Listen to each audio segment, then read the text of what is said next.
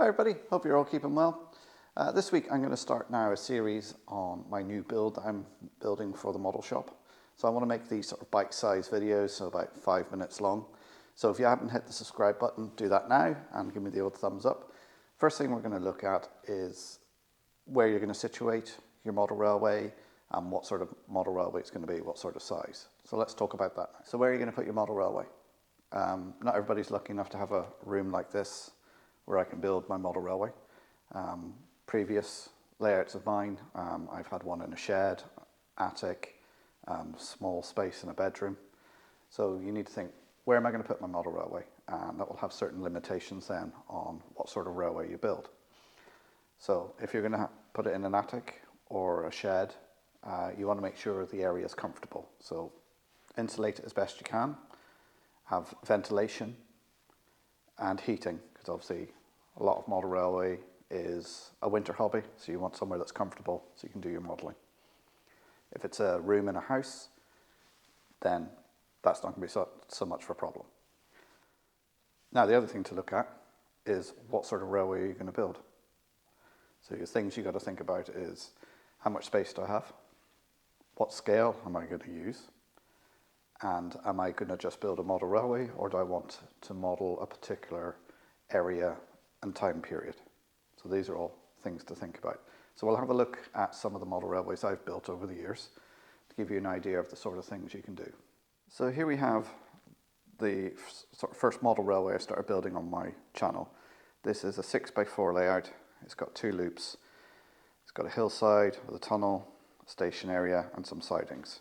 So it gives you a little bit of play value, a chance to do a little bit of modelling. And to be honest, this is where a lot of people would start off building something like this. Maybe not with such high mountains, so it can be put underneath a bed, something like that. Here we have my shelf Christmas layout. This is built to go into a bay window.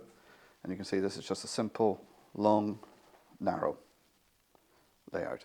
So it's got a single track, but it's enabled me to do some modelling hillsides. I've got a river and some waterfalls in there, a nice viaduct and a little town scene.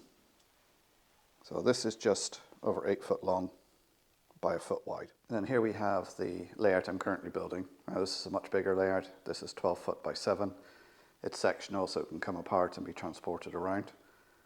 And you need a lot of space for something like this.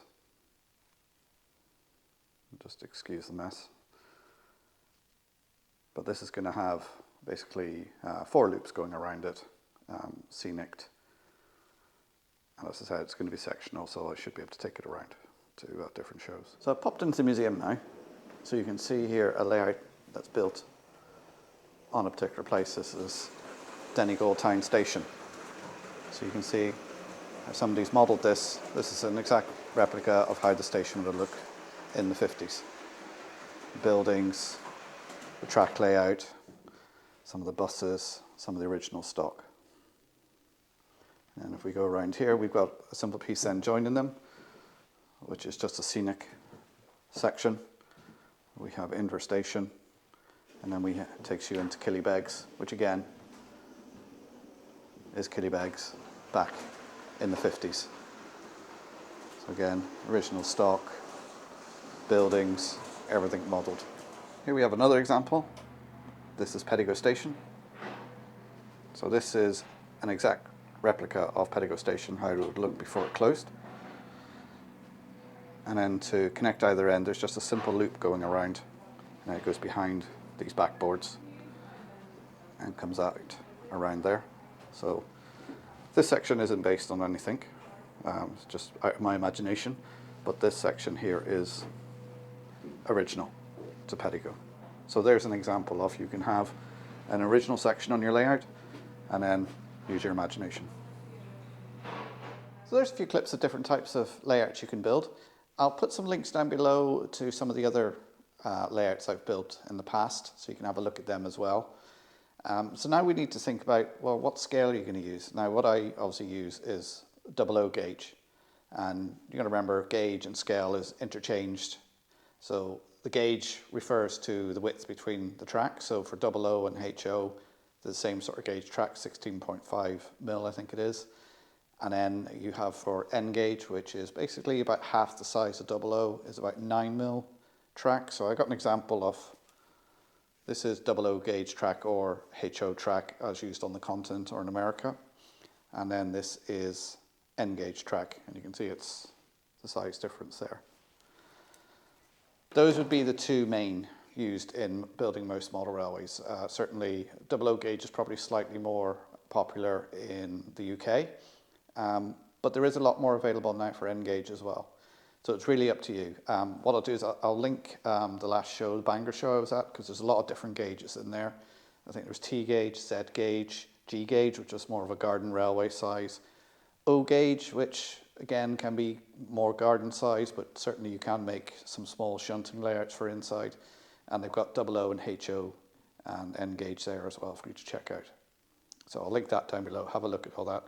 That's the sort of decision you have to make then. What size are you going to build your layout? So this is going to be determined by how much space you've got, how much money you've got, which is a big factor in model railways, and what gauge you're going to use. Obviously, the smaller the gauge, the more you can fit in, but it's up to you what you want to do. I think that's enough now. I want to keep these videos about 5-10 minutes long, so they're sort of bite-sized videos. Next time we'll be looking at building a baseboard. That's for the project I'm building for the Model Railway Shop, Modeller's Corner in Enniskillen. Don't forget to check out my channel members and patrons. Names will be scrolling here, and if you'd like to become one, links are down below. Don't forget to hit the thumbs up and subscribe if you're new here. I'll pop another video here and here. Subscribe button in the middle. Thanks for watching. I'll see you next time. Bye for now.